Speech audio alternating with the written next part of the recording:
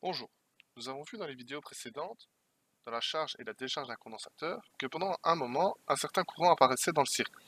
Nous allons dans cette vidéo nous intéresser à ce courant et à sa caractéristique et à son graphique. Alors, dans les notes, on parle du courant de charge, mais évidemment le courant de décharge sera exactement le même, puisque si le courant se crée pendant le temps que le condensateur se charge, eh bien ce même courant va se créer pendant que le condensateur se décharge. Dans les notes, la démonstration de l'expression du courant de charge et de décharge est exprimée en utilisant les équations de la charge. Et du coup, dans cette vidéo, je vais utiliser les équations de la décharge pour illustrer ce propos. Comme ça, vous aurez les deux façons de démontrer la même chose. Alors, on se rappelle que lors d'une décharge, le courant I est donc une variation de quantité de charge par unité de temps et vaut donc moins dQ sur dt. On sait par ailleurs que la charge finale, enfin la charge d'un condensateur, ou la décharge plutôt d'un condensateur, est égale à Q0 fois l'exponentielle de moins T sur RC. Par ailleurs, si on repart de la démonstration de la décharge d'un condensateur, on faisait apparaître l'équation intermédiaire avant de résoudre l'équation différentielle.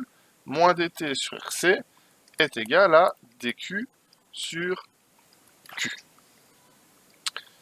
Alors, je vais un peu retravailler cette équation et je vais avoir que moins dq sur dt, donc j'ai fait passer le dt par ici et le moins de l'autre côté, va donner, q va repasser au-dessus, q sur rc.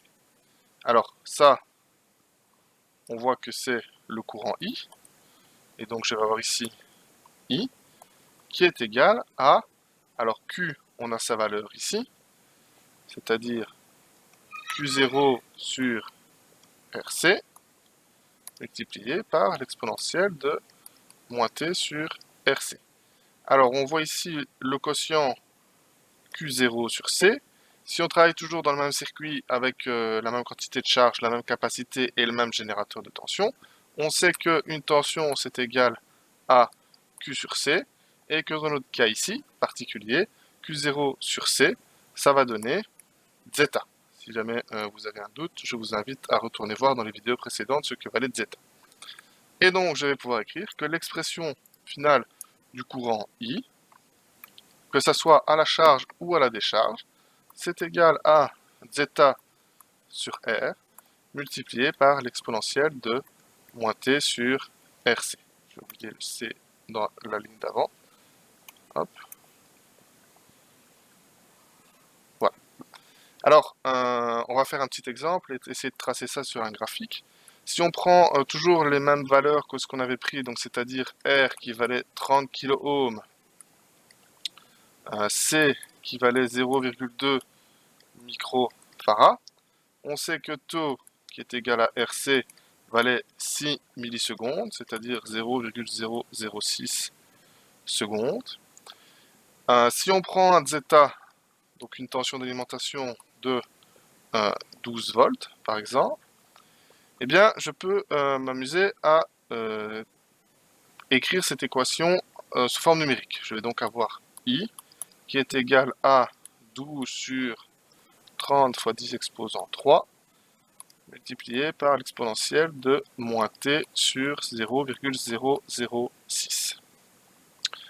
Ce 12 sur 30 fois 10 exposant 3 va nous donner 0,304. Donc je vais avoir ici que le courant I va être égal à 0,0004 multiplié par l'exponentielle de moins t sur 0,06. Hop, je vais un peu exploser mon... Hop, voilà. Alors on va essayer de représenter ça dans MATLAB. Si je lance Taylor MATLAB,